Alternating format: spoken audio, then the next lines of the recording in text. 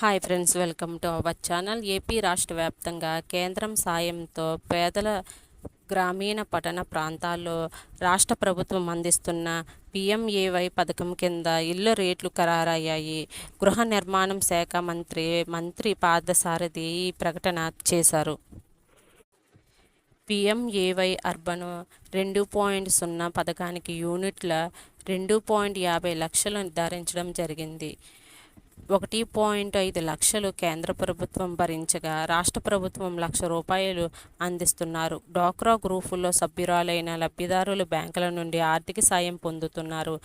అదనంగా స్వచ్ఛ భారత్ మిషన్ నుండి మరుగుదొడ్ల నిర్మాణానికి ఆర్థిక సాయం అందించడానికి గృహ నిర్మాణ శాఖ కసరత్తులు చేస్తుంది.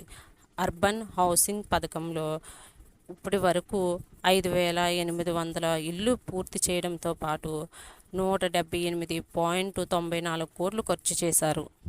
పిఎంఏవై గ్రామీణ పథకాల్లో యూనిట్ ధర 2.39 లక్షలుగా నిర్ధారించడం జరిగింది. 72,000 కేంద్రం, రాష్ట్ర ప్రభుత్వం 48,000 అందిస్తున్నారు.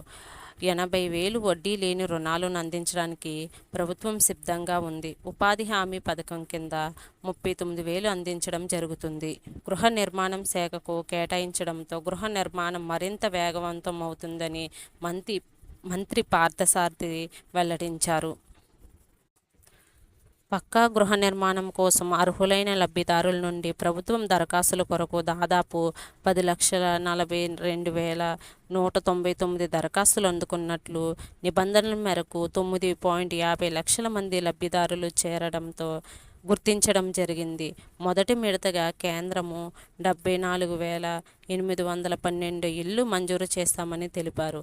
ఇలాంటి అప్డేట్స్ కోసం మన ఛానల్ను ఫాలో అవుతూ ఉండండి.